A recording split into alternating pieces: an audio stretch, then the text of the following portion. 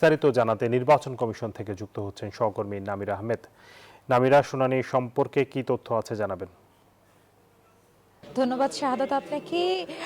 এই মুহূর্তে আমার কাছে যে তথ্যটি আছে সেটি হচ্ছে 12:30টার দিকে কিন্তু আজ বিএনপির স্থায়ী কমিটির সদস্য সালাউদ্দিন আহমেদ সহ তার একটি প্রতিনিধি দল প্রধান নির্বাচন কমিশনার এএম নাসিরউদ্দিনের সঙ্গে সাক্ষাৎ করতে আসবেন। তাদের একটি বৈঠক হবে নির্বাচনকে কেন্দ্র করে।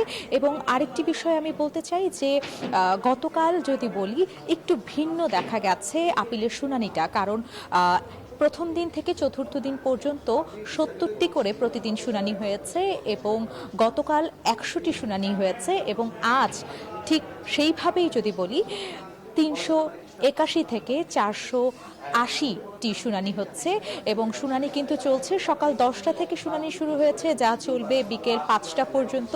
এ পর্যন্ত 5 দিনের কথা যদি আমি বলি, বিগত 5 দিনের মধ্যে আপিল নিষ্পত্তি হয়েছে 380টি, যার মধ্যে গতকালকের কথা যদি বলি, গতকাল 74 জনের শুনানি হয়েছে। 74 জন মঞ্জুর পেয়েছে এবং 17 জন নামঞ্জুর পেয়েছে। 10 জন অপেক্ষমান রয়েছে। ত্রয়োদশ জাতীয় সংসদ নির্বাচনকে কেন্দ্র করে যারা প্রার্থী আছেন তারা কিন্তু বারংবার গণমাধ্যমকে বলছে যে লেভেল প্লেইং ফিল্ড যদি নিশ্চিত না হয় তাহলে প্রশ্নবিদ্ধ রয়ে যাবে এবারকার নির্বাচনও। অতএব লেভেল প্লেইং ফিল্ড নিশ্চিত হওয়াটা খুব জরুরি বলে প্রার্থীরা মনে করছেন। তো এই ছিল নির্বাচন ভবন থেকে সর্বশেষ তথ্য। শাহাদাত।